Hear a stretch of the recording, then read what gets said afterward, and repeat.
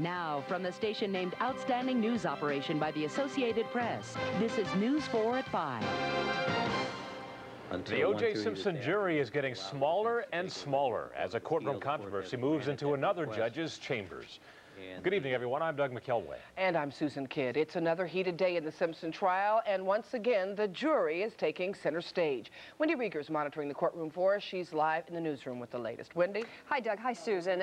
We were expecting the court to begin at 4:30 this afternoon, and it has not, which means this jury controversy is starting to drag on. What happened is earlier today, Judge Lance Ito dismissed 2 jurors, a man and a woman. But for the first time, the defense decided to fight it, to fight the dismissal of one of those jurors, and has taken its fight to the Court of Appeals. Counsel, earlier today, the court found good cause to dismiss 2 of the jurors presently seated. After the court made that ruling, Mr. Shapiro, on behalf of Mr. Simpson, requested leave of the court to file a writ with the Court of Appeal. Testimony is postponed until later this afternoon, so the defense can take its case to the Court of Appeals. The 2 jurors being dismissed, a 28-year-old Hispanic woman and a 54-year-old black man, were being investigated. The woman had been accused of being racist with black jurors. The man was accused of intimidating some jurors. We don't know which one the defense is trying to save. This juror controversy temporarily postpones gruesome testimony about the autopsy report and the showing of the autopsy pictures. Because of the graphic nature of this testimony, today the defense asked that O.J. Simpson be excused from the courtroom and that the jury be told why. Mr. Simpson does not want to hear that testimony necessarily. And so what we ask is that in view of the disturbing autopsy pictures, and they are disturbing to everyone, and especially to those who loved the victims in this case. The court is aware of Mr. Simpson's marriage, and Mr. Simpson was the mother of his 2 children, and we think that the jury, should he leave and absent himself, the jury should be instructed there not to infer anything from his leaving the courtroom, and that it's a normal human reaction for anyone that you love, and that this is consistent entirely with the presumption of innocence. But the prosecution thinks an admonition to the jury is unnecessary and wants to make sure that Simpson doesn't turn his exit into a theatrical event. One might argue whether this is a performance by Mr. Simpson, the actor, or truly a reflection of Mr. Simpson's alleged grief for his deceased wife. And when the trial resumes, we'll find out if and when Mr. Simpson leaves the courtroom, if the jurors will be explained why he is leaving the courtroom and exactly what the wording of that admonition will be. Now, concerning the 2 jurors who were dismissed, one is a 28-year-old Hispanic woman and the other is a 54-year-old black man. The Hispanic woman, you may recall, is the one who passed a note to the juror who was dismissed about a week and a half ago, telling her that she was under investigation for an alleged book deal. And the black man who was dismissed, the 54-year-old, he's a postal worker who allegedly has been intimidating other jurors. So, and that is, we are hearing, that is the one that the defense wants to keep on, and that's the one they're fighting for. We'll let you know what happens as soon as the court resumes. Back to you, Doug. Thank you, Wendy. In Prince George's County, the man who was once charged with murdering a police officer will soon be free on bond. Jeffrey Gilbert was accused of murdering Officer John Novobilski. Gilbert was beaten in what police said was a scuffle when Gilbert resisted arrest. Then D.C. police stalker Ralph McLean was killed in a shootout. It turned out that he had both the gun used to kill Novobilski and the officer's service weapon, too. Prince George's County prosecutors dropped the murder charge against Gilbert last week, but Gilbert still faces an old, unrelated charge of armed robbery. This morning, prosecutors agreed to free him on $5,500 bond. His family will post that bond. Gilbert is expected to be released early this evening. A major prosecution of Colombia's Cali cocaine cartel has netted some unexpected suspects, 3 former Justice Department lawyers. Federal officials say the Cali cartel is responsible for 80% of the cocaine that enters this country. The indictment charges the top leaders of the cartel as well as the top distributors in the U.S. The 3 former Justice Department lawyers are charged with racketeering and conspiracy. This case, I think, represents a major blow against one of the biggest problems we have in this country today. It is a case that hits people at the top. It is a case that hits distributors. And yes, it is a case that addresses and brings criminal charges against attorneys. The charges against the former Justice Department lawyers stem from their alleged activities after they left the government. Tropical storm Allison is whipping its way through Georgia at this hour. Earlier today, Allison slammed into the Gulf Coast of Florida and left many areas there flooded. We get the latest now from reporter Hank Tester, who is live in Apalachicola, Florida. Hank? Well, it could have been big trouble, but Allison blew herself out just as she came across the coast. A big break for one Florida panhandle town. It wasn't really picking up the pieces, it was counting blessings the morning after in Apalachicola. We got by again. Let's hope there'll be more precautions next time. It could have been an ugly storm. Early Monday morning started out bad. A Category 1 hurricane sweeping into the panhandle. Hurricane Allison was going to deliver a 10-foot surge, 10 to 12 inches of rain. There's a period of calm and then torrential rains followed by wind, then calm again. Locals here rode out the storm, many not even boarding up windows, much less putting up shutters. Luckily, the storm dissipated. Almost sunshine by 8 a.m. This isn't much of a storm, though. I mean, this is just a spring shower, right? Well, maybe not just a spring shower, but certainly a wake-up call for folks here. It's hurricane season. Fortunately, Allison was a gentle hurricane. Well, obviously a hurricane, even though a gentle one, no one seriously hurt, and property damage, we're told, is minimal. A lucky break for this little town that dodged a bullet. Reporting live from the Panhandle of Florida, I'm Hank Tester. Back to you. All righty, thank you, Hank.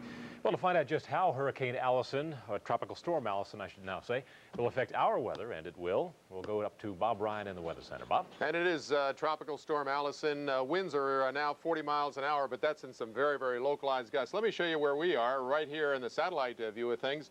Here's where the center of Allison is right here now, and this is the circulation center. Well, from here, move through South Carolina. Looks like it'll be moving very, very north of Nags Head, probably between Nags Head and Virginia Beach late tomorrow, and then heading more toward, out toward the ocean. But with that track, the effects on us would be minimal. A lot of clouds, and we may see a breeze tomorrow. Temperatures in the 70s, and a chance for an afternoon shower. That's about it. Take you and also show you the effects perhaps on Ocean City when I join you a little bit later. Back to you.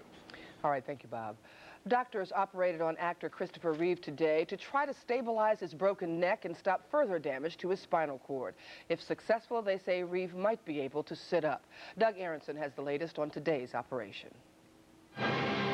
Christopher Reeve's surgical team spent the morning trying to give the Superman star movement in his upper body. And it went well, and he's doing well now. He hasn't been hurt by the procedure, so we're very pleased about that.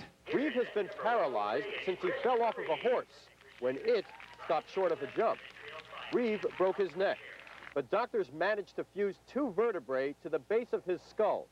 The operation should improve his breathing.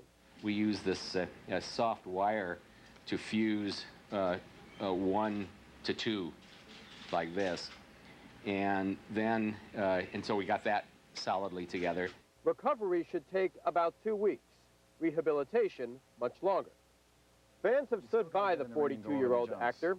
He's received hundreds of cards and thousands of faxes and calls since the weekend. Oh, we've had about 100 flower arrangements so far. The family over the weekend decided they're keeping the cards from folks and then giving the flowers to other patients who aren't as fortunate. Doctors are already talking about letting Reeve do neck exercises. He's told them that he's eager to get mobilized. Doug Aronson, NBC News, Charlottesville, Virginia. Doctors say once Reeve is able to sit up, he can begin rehabilitation. More than 200 students and teachers at an Alexandria high school will know by this coming Wednesday if they have contracted tuberculosis. They were exposed to a student at T.C. Williams High School who has TB. And to be on the safe side, the Alexandria Health Department is giving free TB tests to the entire school. In order to really contract tuberculosis, you have to be in prolonged contact with an individual who has the disease, and usually in an area that's fairly close. We're taking, it's basically precautionary in the way that we're taking those people who may have come in contact in a classroom type of setting and providing the test. A lot of people seem to be scared. They're kind of shying away from other people. They're afraid to get it because they don't know what it is. Porter says if someone tests active for tuberculosis, that just means that person has come in contact with the virus, not that the person has the disease. To be safe, contact your doctor, they say, and follow their simple instructions. There's much more to come tonight on News 4 at 5. A commuter nightmare in New York City as 2 subway trains crash. We'll show you what happened. Another promise from the Serbs as the crisis in Bosnia continues. We'll have the latest on that situation as News 4 at 5 continues. I'm Arch Campbell. The famous Beverly Hills Hotel reopens with a star-studded event this weekend. What's the deal? I saw plenty, but I'm not naming any names. I'll let you know coming up on News 4 at 5. You're watching News 4 with Susan Kidd, Doug McElway, Bob Ryan Weather, and George Michael Sports. This is News 4 at 5, working for you. A tense standoff in Bosnia may be easing. Serbia's president says he has persuaded Bosnian Serbs to free the more than 250 UN peacekeepers they're now holding hostage. Steve Handelsman is monitoring developments. He's here with the latest. Steve? Susan, we still have no confirmation that the rest of the United Nations hostages are being released. But based on what we saw last week, this sounds like good news. If the claims of neighboring Yugoslavia are accurate, it'll be a repeat of the scene from Friday. Only this time, twice as many UN peacekeepers will be freed by the Bosnian Serbs, all 250 of the remaining hostages. But there's no good news about the American missing in Bosnia, the pilot of this F-16 down Friday. Serbs still claim they captured him alive, but today, still no proof. One more thing to concern Bill Clinton, who prayed this morning after a jog with a visiting minister. The president said nothing on Bosnia today, after a week of policy changes that analysts say alarmed many in Congress and seesawed U.S. policy in the eyes of our allies. His spokesman denied any flip-flops. I mean, it's again, a policy premised on the notion that the United States will not commit ground forces to Bosnia to either go to war on behalf of one of the parties or to participate in the long-term UN peacekeeping mission in place. 86% of Americans approve the Clinton plan. U.S. ground forces going in only to rescue UN forces. They will not join British Marines in a rapid response unit to protect UN peacekeepers. But the U.S. will provide heavily armed Apache helicopter gunships like this, and the latest in unmanned drones that can spy on the Serbs without putting a pilot at risk. Many in Congress want even less American involvement and plan to take on the president's policies this week in what are sure to be explosive hearings. All right, thanks, Steve. House Speaker Newt Gingrich's book tour has gotten off to a bit of a rocky start. Gingrich appeared this morning at the American Booksellers Convention in Chicago. As he attempted to speak, several local activists who got in by buying tickets to another event tried to shout him down.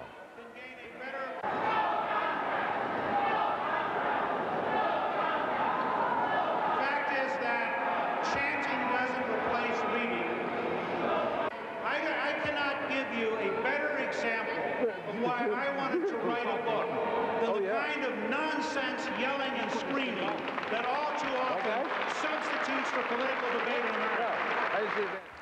The Speaker's book details his political agenda. It caused a lot of controversy when he originally planned to accept a $4.5 million advance for writing it. Coming up later in the news, keeping your pet healthy and happy in the heat. We've got some new tips for you. But next, Bob Ryan's latest forecast, which includes some changes and some rain. Stick around.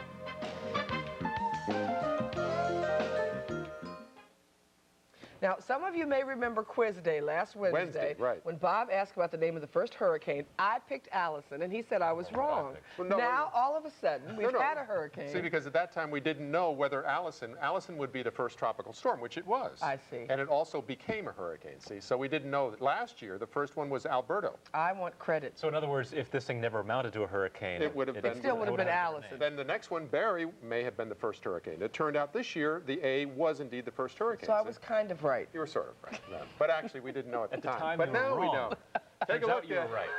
While they argued, take a look at the visible satellite picture. Indeed, Allison, a minimal hurricane. Right now, it's downgraded again to a tropical storm. Winds are only now 40 miles an hour.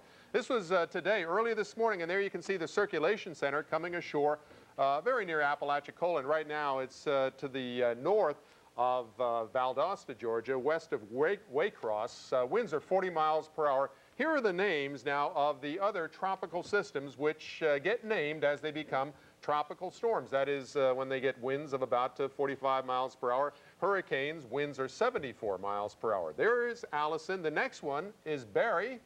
Our own Barry Bowers hoping that that's a memorable storm. Chantal, and there are the names. If we get up past Karen, it will be a very, very active tropical storm hurricane season. On average, we should get up to probably around Iris. Last year was actually a quiet season. Alberto was, though, a big, big damaging storm. This is what Allison has left behind. This is not from hurricane damage, but rather from a small tornado, which, as you know, as they come ashore with a lot of spin in the atmosphere, hurricanes will often generate small tornadoes. This was near Tampa, Florida early this morning. And again, winds are 40 miles per hour. Let me show you the radar. Here's the tornado watch on the east side of that circulation center. This has been over the last couple of hours, and you can see the circulation center slowly drifting to the north, and the bands, the feeder bands, one heavy one up here all the way into South Carolina, north of Charleston. But again, this is the area under a tornado watch until 11 o'clock tonight. Bigger picture shows the relation of tropical storm now Allison to us here in Washington. Here we are right on the fringe of those high clouds, those same high clouds you've been seeing out in the sky. You can see they are thicker to our south, and here is the feeder, and a lot of the moisture will continue to come in. So over the next 24 hours, even though the upper level pattern of the circulation will be taking the center of Allison up through eastern Georgia. There's also a flood watch out for parts of southern and central Georgia. By later on tonight, just a plain old low pressure area or tropical depression, but the moisture will get close enough, so we'll certainly stay under the clouds, and I think a 50-50 chance of seeing some light rain showers here in Washington. You folks to the south, likely to see some heavier showers, especially in the Tidewater area and down from Fredericksburg to down to Richmond. 79 right now after our high of 82 degrees. You can see the temperatures to our south. Our weather watchers also reporting in temperatures in the 70s where those rain showers are. Here are the temperatures reported by our weather watchers now. To the north, Rich Boyo, South Mountain, 80 degrees, 77. Jan Shriver reporting in Reedville. You take out to Ocean City quickly, and you can see the winds out there not amounting to anything at all. A light Ocean City. Do we have Ocean City? There we are. There we have Ocean City. 72 degrees, no rain, and a light wind. Even out at Ocean City, I think tomorrow winds may get up to about 20 to 25 miles per hour, and that would be it. So nothing really out of the ordinary and nothing that should cause any damage in our area. Overnight tonight, we'll see cloudy skies around, and there will be those rains, but well to our south, the coastal areas of North Carolina. Right now it's raining around Cape Hatteras, but even there the winds shouldn't get much over 25 to 30 miles per hour, so certainly no stronger than even a modest nor'easter in the wintertime. We will see a lot of clouds around tomorrow, and especially to our south, there will be some light rain and some showers and thunder showers, North Carolina, South Carolina. But here again, we'll be on the fringe, just a chance of some light rain, and then back to some sunshine on Wednesday. And no sign of Barry, by the way. Good, okay. But you cheated me. I did. At the time, you were wrong. Let's see, that's right. Thanks, One of the more full-service shelters in the district is badly in need of help these days. It is called Some, so others might eat. Ever since it began with Father John Adams back in 1971, Some has been doing everything possible to offer relief and support for the city's homeless and hungry. Here at the O Street Dining Room, volunteers serve hot meals to more than 1,200 people every day. Linda Hollingshed first came to Some for meals and shelter. She considers herself a graduate now, though, and she has come back to volunteer herself. It's a lot of warmth here, you know, here at Some. It's real beautiful. And I wouldn't give it up for the world, you know, and I love coming here to help out, just as I have been helped. The people who come for the warmth, the meals, and other services all agree that without Some, they would be in dire straits. I guess I probably would be here. And without Some, I think a lot of people would be on the outs, I think. Yes. Some's hot meal program is just one of the many services the group also offers: medical and dental care, substance abuse treatment, self-help programs, and job know-how. The group needs help in all of those areas, so if you would like to volunteer, please give us a call at 202-432-WRC4. The phone line's open till 7 tonight, 202-432-WRC4. America Online subscribers can reach us at WRC TV. On the internet, we're reachable at WRCTV@AOL.com. We hope you'll call. Coming up later in the news, hitting the jackpot 87 million times over. But next, a supermodel shows off her new jackpot. Watch with that story when we come back.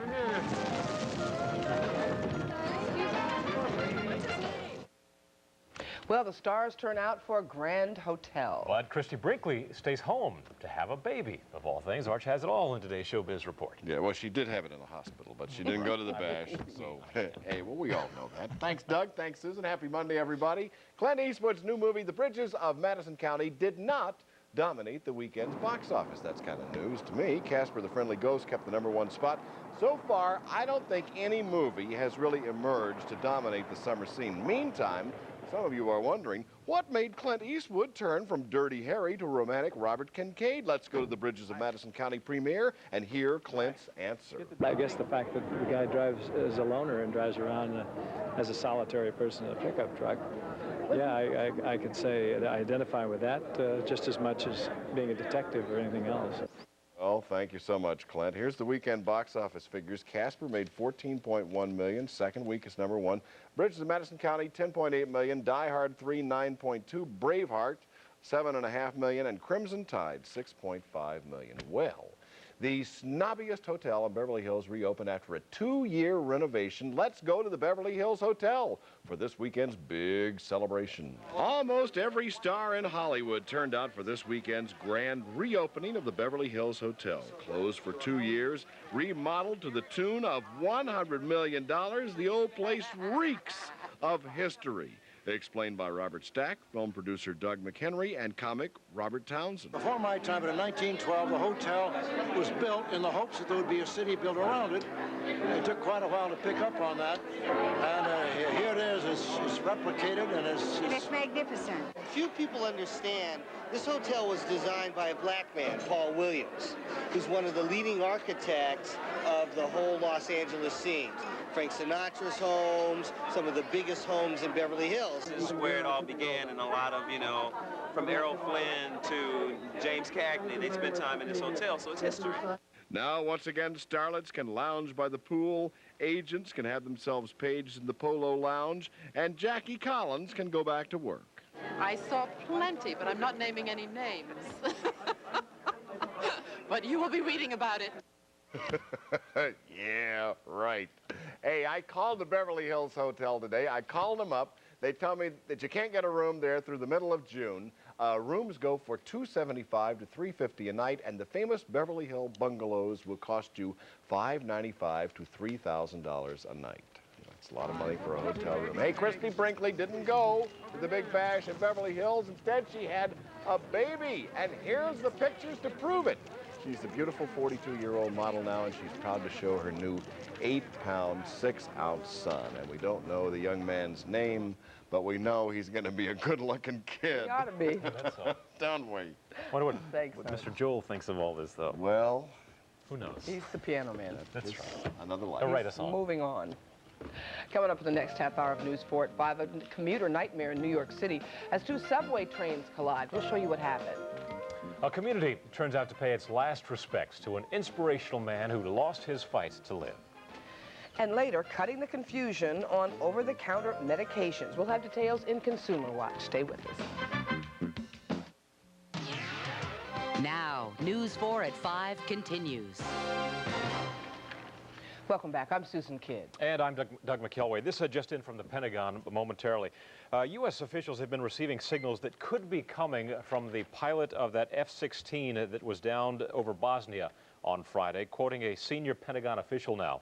The signals alone are not enough for us to conclude that the pilot is alive, but it is encouraging indeed. Again, the Air Force receiving signals from what may be that downed F-16 over Bosnia. If there's any more on this story in the next half hour or so, we'll bring it to you. In New York tonight, investigators are looking for the cause of a subway crash that killed 1 person and injured 54 others. For the story, we go live to reporter Steve Dunlop in New York. Steve? Susan, we're here at Woodhull Hospital in Brooklyn, which is one of 10 hospitals in 3 of New York City's 5 boroughs to which the injured were taken in this accident. That gives you some idea of the magnitude. It happened at 6:10 a.m. on the Williamsburg Bridge, one of the East River spans across which both motorized and subway traffic travel. Those who were on the train spoke of a sudden and violent collision that threw them straight to the floor. Within minutes, a textbook rescue effort was underway 136 feet above the East River. And since the roadway and tracks on the bridge are at different levels, the logistics of the rescue were among the most complicated in recent memory. We have our people climbing up ladders to get to the patients. At that point, the patients are secured on the backboard. It's lowered by rope. We rig it.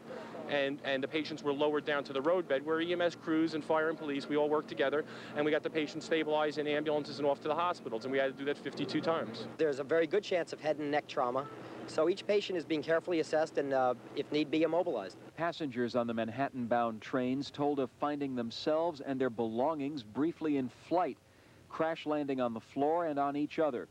Most of them were still in a daze as they tried to explain what had happened. Then I fainted. You fainted? Yes. Where were you? What happened to you? On the left car. Pain. That's what I felt, was a knock. Like, like two something get an impact. That's what I felt. And he was, somebody said, I try to help people. I was trying to help to see who was hurt, who was not hurt. 50 of the injured were taken to 10 hospitals in 3 boroughs, mostly with head and neck trauma, bruises, and broken bones. 4 people were treated at the scene. Not so lucky was the motorman of the second train. This police officer received 6 stitches after cutting open his arm, trying to rescue him. The metal was wrapped around him, so as I was cutting the metal, you have to keep going in deeper. And it doesn't cut clean, it cuts jagged, so the jagged edges cut my arm.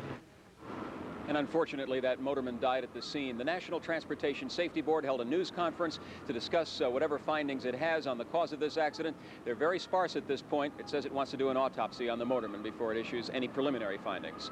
Reporting live from Brooklyn, Steve Dunlop for WRC Television. Back to you. Thank you, Steve. 4 of the survivors from the Oklahoma City terrorist bombing are in Washington this week for the annual conference of the American Federation of Government Employees. The union honored those 4 today and used their experience as bombing victims to cite the need for better security. Union President John Sturdivant said that too many federal workers are protected by contracted security services, some of them with poor screening and training. He called for a better coordinated security system nationwide. But one bombing victim said that he doubted that would have stopped the Oklahoma tragedy. I don't think there's any way that you can create enough security to stop something like that, physically. I think there has to be some change in the thinking of the American people, especially the ones that tend to be a little bit more on the radical side. Mr. Lawton there told News 4 that he was on the 8th floor of the Murrah building when that bomb exploded, and when the dust settled, he lay just a few feet from the jagged edge of the floor, but was basically unharmed. People who live along Capitol Hill Street take pride in their neighborhood, but now they say it's become a dump site.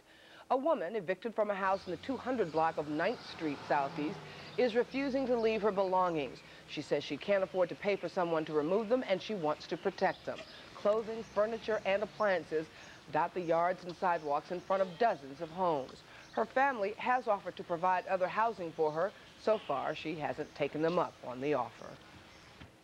Tonight, Prince George's County Police are investigating charges that an 8-year-old boy sexually assaulted a 6-year-old neighbor. News 4's Debbie Lockhart is just back to our newsroom with the details on this now. Debbie?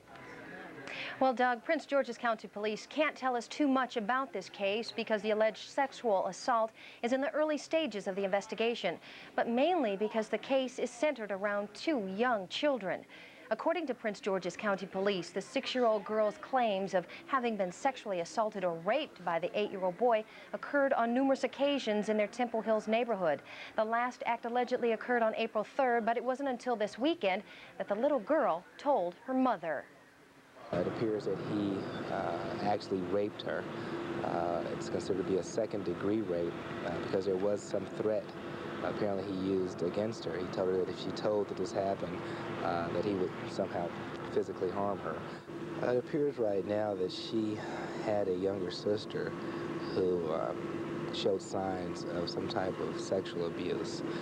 The mother then confronted the older sister, who then told her mom what had been going on over the last few months with the 8-year-old, and that's how it came to the attention of the police department. According to Corporal Scott, the sexual assault case of the younger sister is separate from her older sisters and does not involve the 8-year-old boy. Prince George's County Sexual Investigation Unit and Child Protective Services are investigating both cases. And coming up at 6 on News 4, some steps you can take to protect your child from assault. points from an expert that could help parents help their kids be safe. Back to you in the studio. Thanks, Debbie. The family of a Fort Washington gospel musician said their final goodbyes today. While waiting for a heart transplant, Joseph Talbert died last week after his heart pump malfunctioned. Pat Lawson-Muse has our story.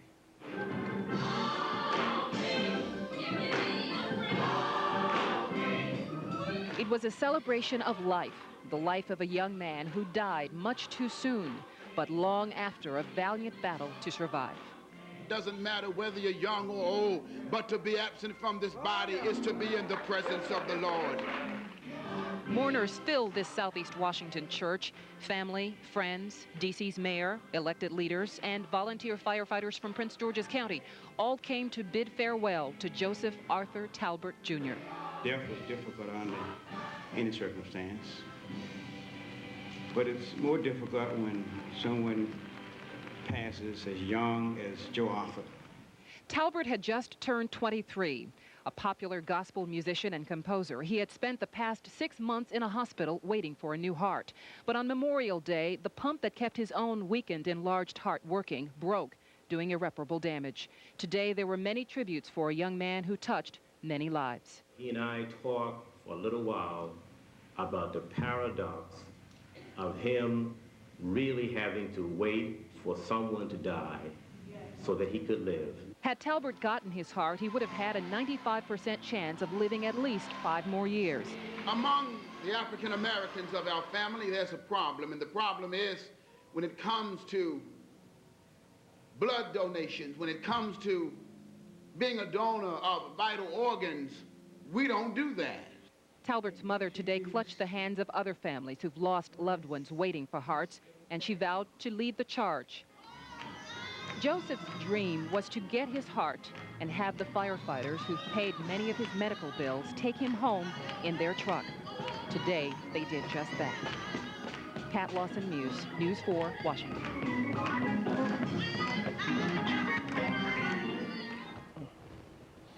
Coming up, they have a proven record of saving children's lives, but too many kids don't wear bike helmets. We'll find out just what the problem is coming up next. And $87 million has a nice ring to it, doesn't it? Well, someone has actually won that amount, and we'll tell you about who and what they plan to do with the jackpot a little later on. It's a busy day for consumer news. News 4 consumer reporter Liz Crenshaw has news for you about auto leasing. Also, a change in drug labels coming to your pharmacy. And the latest stats on bicycle helmets. Liz? Hi there, Susan. Hey, Doug. The Consumer Product Safety Commission says too few kids are using bike helmets, and that's putting children at real risk. The fact is, no matter how good a bike rider your child is, wearing a helmet is the single most important thing your child can do to protect his or her life. Each year, 300 children die from bike accidents. Another 400,000 are injured. Yet only 15% of children ages 8 to 13 wear helmets. So the CPSC, along with the AAA, has surveyed children to find out why helmet use is so low. Well, looks seem to be the #1 problem. 52% of kids complain that helmets make them look like nerds, geeks, or dorks.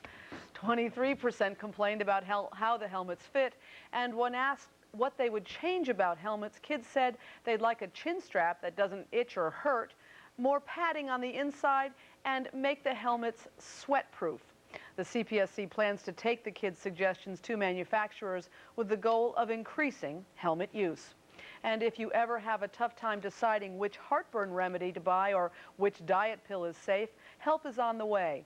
Non-prescription drugs with easier to understand labels are just beginning to hit the market. The FDA says its goal is to let consumers know at a glance how to use a medicine, what its side effects are, and when to see a doctor. Right now, the new voluntary labels are only voluntary, so the FDA is making plans to change labels on all over-the-counter drugs. Till then, only new products will have to sport the simpler label. And last month, we brought you a series of reports on auto leasing that showed you when leasing could be a good deal and when it's definitely not. Now, a new study by the Consumer Bankers Association confirms auto leasing is hotter than ever. According to the survey, the dollar volume of leases jumped 58.5% in 1994 after going up almost 40% in 1993. The survey shows dealers have become so proficient in the complicated business of leasing that almost half of auto lease applications were approved in only 1 hour. As we told you last month, leasing is worth considering if you normally buy a new car every 2 to 3 years and if you drive fewer than 15,000 miles per year. Also, ask the car dealer about subsidized leases. But remember, if you keep your cars longer than 3 years or drive a lot, buying a car is considerably cheaper in the long run than leasing. So there you have it. All right. Thank you, Liz. Okay. And speaking of cars, George Michael's live with a very special guest. George, what's coming up? Well, Susan and Doug, you know that I am an absolute fan and admirer of drag racing, but I thought today we ought to go with a guy who's got all the money, the owner of these beautiful drag racing cars behind us, the McDonald's manager, the owner. I mean, he's going to own the world before we're done, and he also has a special day out here with Youth for Tomorrow. Joe Gibbs will join us live here in Manassas as we continue with News 4 at 5. I was asking Susan during the break if you've ever been to a drag race. Never have. If you do ever go, be sure to take your earplugs with It's you. loud, I hear. It's very loud. What do you mean you've never been to a drag race? I've never been to a drag race, George. Not an officially sanctioned one, anyway. Joe, do you believe this? Joe Gibbs, I want you to know that Susan was just saying that she's never been to a drag race. How do I begin to initiate her? How do I explain what a drag race is? She's living a boring life. Oh. Because less than 5 seconds at 300 miles an hour, that's a fun way to live. 5 seconds, 300 miles an hour. Before I do that, I want to cover something else. Why are we out here today? Because today is graduation for several students here at the Youth for Tomorrow home. It's something that Joe Gibbs created many years ago. I want to show you a little footage of what this place is like out here in Manassas. It's something that was a dream, and every year you hear us talk about his burgundy and gold banquet. Well, today, Jim Yates, his pro stock driver, was out here explaining to the kids, and Joe Gibbs, this being graduation where a couple of the kids will graduate, this has got to be a kind of a special day for you to realize your dream of these kids succeeding at your home. Well, it's the entire community put this together and made this home possible. And I think this is the most exciting graduation because you have kids that have turned their lives around on their own with their parents' help in this home and now are taking off on a whole new life. It's one of the greatest graduations. You ought to hear some of the speeches that the parents make here are fantastic. Joe, the idea is you take kids who obviously have some troubles and try to teach them how they can get along in the world of life. Basically, George, the home is for kids that want a new chance, 14 to 18-year-olds that got behind in school or having problems and to get themselves straightened out. Yesterday, this man, you're winning so much, I can't keep track of it. He didn't buy just one team, he has 3 drag racing teams. Tell me about Corey McClanathan walking away with the top rails, the top fuel. Top fuel down at Richmond. This is Corey right here in the final rounds here against Blaine Johnson. And we were thrilled because he was wearing, we have a deal with NFL Properties, so we wear different NFL helmets wherever we race, kind of like Payne Stewart does in golf. And Corey was wearing this one, and when he came back down the return road, he said they were cheering, they were, you know, it was so-so, and he said he stood up and held this over his head, and everybody went ape. The helmet, folks, is the key to success. Show him that helmet. I said he held this up, the Redskin helmet. Only difference is we're racing cars with it now, that's all. I understand that my good friend, your #1 enemy in Fuel Funny Cars, won again yesterday. Yes, John he did. Force. What has he got going that you can't get, beat him? Well, John Force is good. Let me say that. John Force is great. One of the guys in his field that is absolutely great. I still think Cruz is gonna get him for it, so. Wait a minute. You think that Cruz Pedregon is going to get John Force? Yeah. This is John over on the left in his Castro car. Joe Gibbs. Now that you own one of these cars, what do you think of the guys that get behind the wheel of a Fuel Funny car? Well, I've always admired them, but back when I was admired them? They're crazy. When I was coaching football, you guys would always give me the updates on racing. I loved it. Once a race fan, always a race fan. Saturday, something happened over here in Virginia that everybody was saying, wow, that's not supposed to happen in the pro stock division. That is that Brad Klein, I believe it's Brad Klein, right? That he flipped his car. That is not supposed to happen. I mean, we've seen rails flip, but this is something that very seldom happens. So you as an owner, you know this stuff. What happened in this here? Well, these have such wide tires on these cars. Once they get started sideways and grip, as Jim will tell you, and Jim's got the car over there, that those tires, when they get turned sideways, they're made to go straight ahead, those cars are.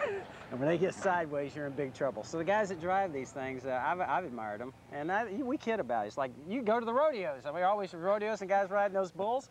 It's the same thing. Hey, you'd love to ride a bull once, wouldn't you? Absolutely. Huh? Tell the truth. How many times have you driven Instead of one of riding your cars? those little horses out there, I'd like to drive one of these, but I don't have enough guts, and neither do you. You're right. We're too old. You're absolutely right. So we try and own them. You own horses and make a lot of money. I own race cars and lose a lot of money. I own horses and happily work for Channel 4. I'm very happy with that to support the owning of the horses. You quit the Redskins. You said, Mr. Cook, I don't need any more of your money. I'm a millionaire by way of the world of auto racing, right? Yeah, no, not right.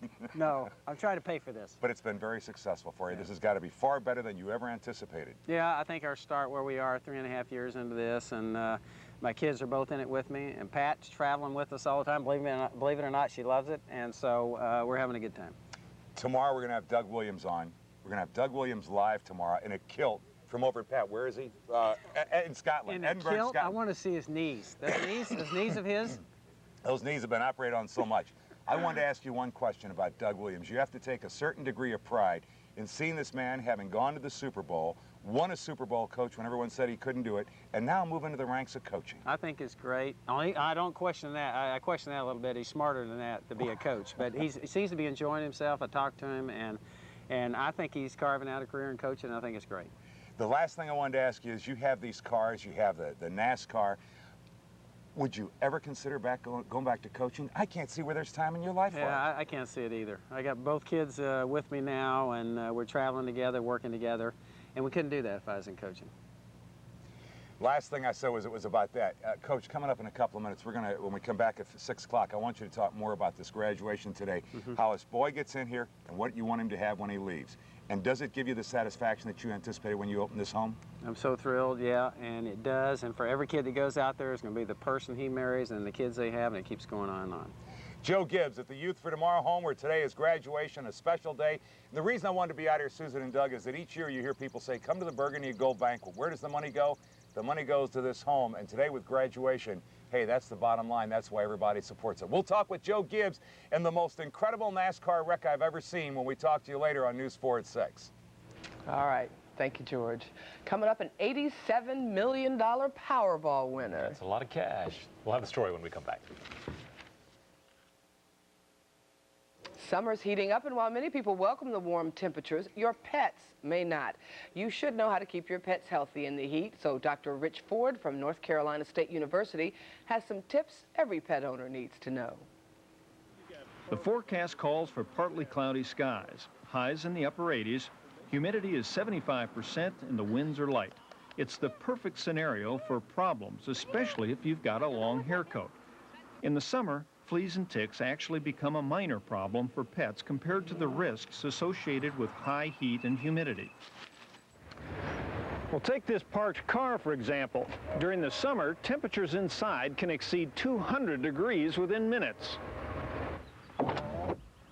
Even leaving the window open at the top won't prevent inside temperatures from reaching critical levels. Heat stroke is still the single most important summertime threat to any animal. It occurs as body temperatures exceed 105 degrees, and it can occur with surprising speed. But heat stroke isn't limited to pets confined in closed cars. It can occur in your backyard. Dogs and cats left outdoors during the summer must have 3 things: a constant water supply, access to shade, and adequate space. Since animals can't sweat, weekly brushing is an important cooling factor for both cats and dogs, especially in the spring and early summer. Excessive panting and reluctance to move are the first signs of heat stroke. If you think a pet is overheated, take it to a veterinarian immediately. Once there, they can lower body temperature by giving intravenous fluids or an alcohol bath and treat any injuries caused by the high temperature. If that's not possible, take action quickly. Simply douse the pet in cool, not cold water in a well-ventilated area. As soon as possible, have the pet examined by a veterinarian. Remember, to get the most out of summer, for you and your pet, stay cool. For NBC News, I'm Dr. Rich Ford. Dog had sunglasses on. Thanks away, Douglas. Let's check in with Bob to find out what's headed our way weather-wise. Bob? That's a good idea. You got to protect yourself from the UV, too. To our south, there's Allison. Let me show you some of the worst weather we've seen in a long time, though. This is in Norway, southern Norway. A combination of heavy rains and tremendous snowmelt have caused the worst flooding in over 100 years. In parts of southern Norway, it's been just a devastating time over there. That was late last week. For us, the next 7 days, we'll see clouds, maybe a shower from Allison. That's about it. After that, back to the sunshine later on this weekend. Humidity, too, near 90 late in the week. Back to you. Thank you, Bob. And finally at 5 tonight, Pam Hyatt has been playing the same Powerball numbers for quite some time. And last weekend, those numbers paid off big. The 26-year-old Idaho woman is a millionaire 87 times over. She was the only winner of last weekend's Powerball jackpot. She says she's quitting college, the Idaho National Guard, and she's going to buy cars for her whole family. Hyatt buys a Powerball ticket each week at a Boise food mart, but she had no idea she'd won the big pot. I stopped by, and the lady at the counter was talking about how she had sold the winning ticket, and that, you know, that they hadn't had anybody come in yet for it. And I had my tickets, and I was like, well, I'll check it. And she checked it, and she goes, honey, come here. And she showed me, and I started shaking, and I couldn't believe it. Well, the money comes at a great time. She's expecting a baby in mid-July, as if there was any bad time for you to get 80 million bucks. Really? She will enjoy that, and so will the baby. The news doesn't stop here. Jim Vance and Wendy Rieger are coming up next with News 4 at 6.